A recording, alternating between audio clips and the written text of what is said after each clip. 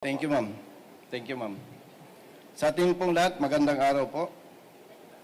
Congressman Bonifacio Busita po, kasalukuyang representative ng One Rider Party List, 19 Congress. Kasama si Honorable Congressman Attorney Rods Gutierrez. Ako po ay tatakbong senador sa darating na May 12, 2025, national election, independent. Kung papalarin po ako at pagtitiwalaan ng taong bayan, maglilingkod ako na walang pinipili at walang kinikilingan, kasama ang One Rider Party List sa Kongreso. Basta tama po, kampi-kampi tayo. Maraming salamat. Okay. Question and answer. Question po. Sir, what made you decide to run for the Senate? This seems like, I don't know, for me, it seemed like a surprise kasi syempre, yung mga kandidato din, tumatakbo sila sa ilalim ng mga partido. So what made you decide to run for the Senate? Actually po, ilang days pa lang po na nag-decide ako with my family and with my party. At siyempre po, bilang isang public servant, hindi po natin ibinabatay ang desisyon sa sarili lamang.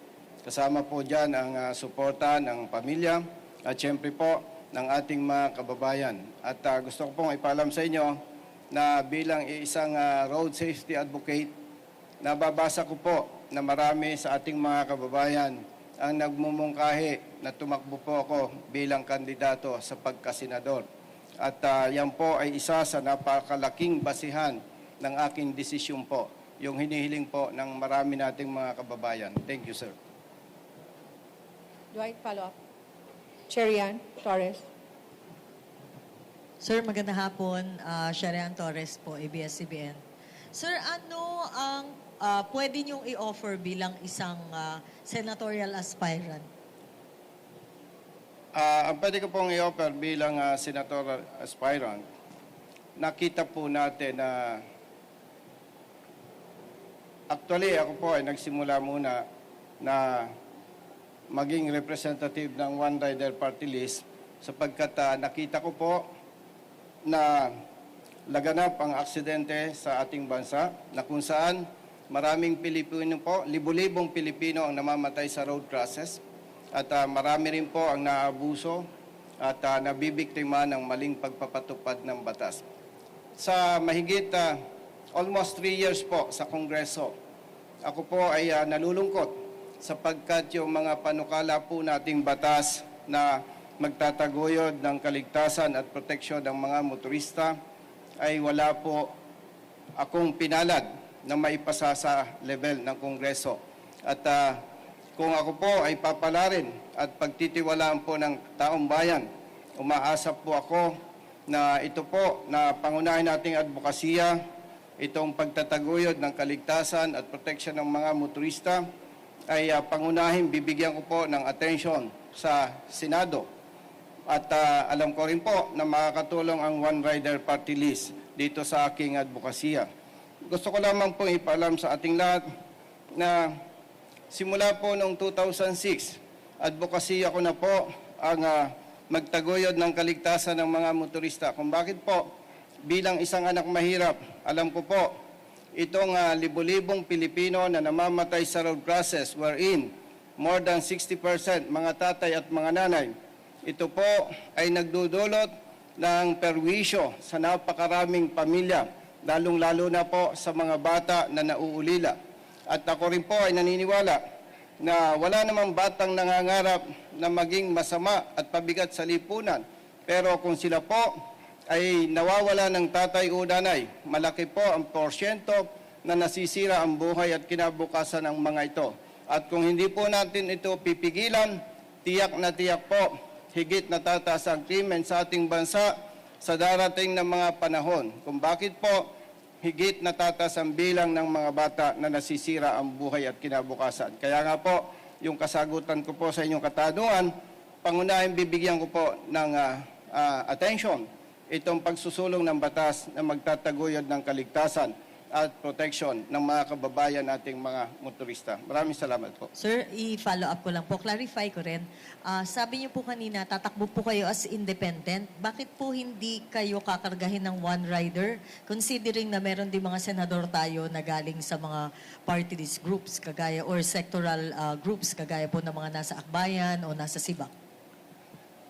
Independent po ako sa level ng Senado, na pagtakbo ng Senador. But then, mananatili po na magkasama po kami ng One Rider Party List.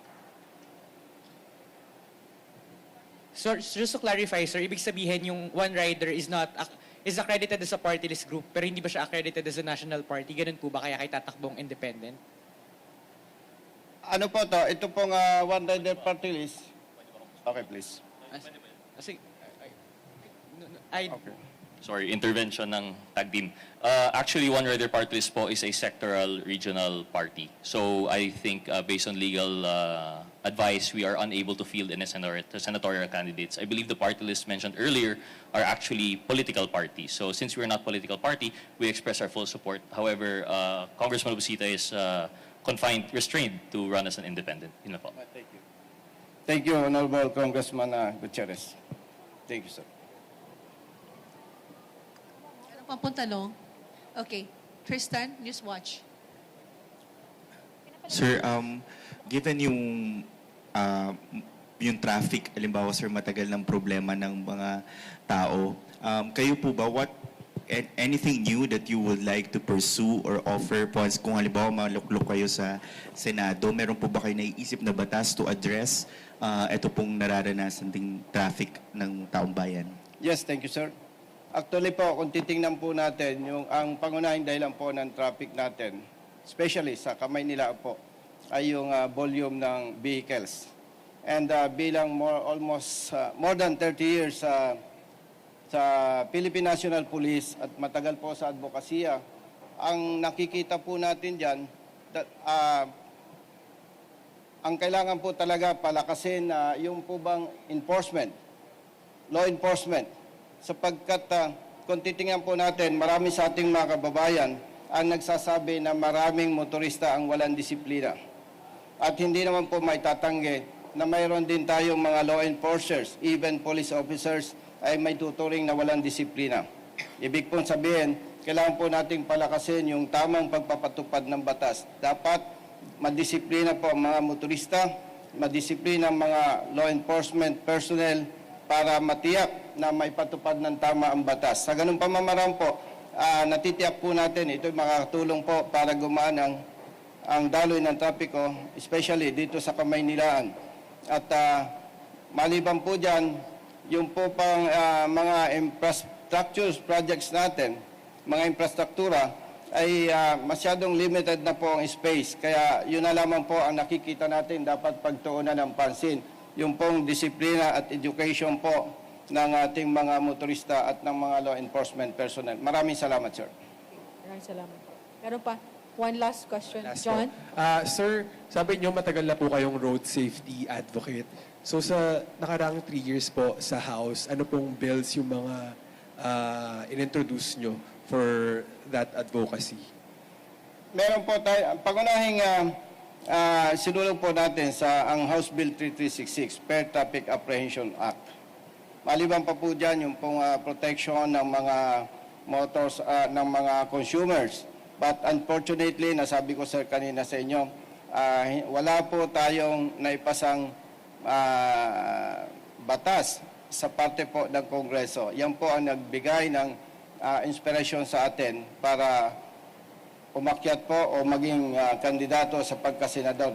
At nabanggit po ninyo sir yung aking 3 years bilang representative ng One Rider Party List. Gusto ko lamang pong banggitin po sa inyo na noong wala pa po ako sa One Rider Party List at hindi pa po ako kongresista, ang natatanggap po nating tawag o complaints mula sa mga kababayan ng nating motorista ay umaabot po ng humigit kumulang 500 calls, complaints araw-araw.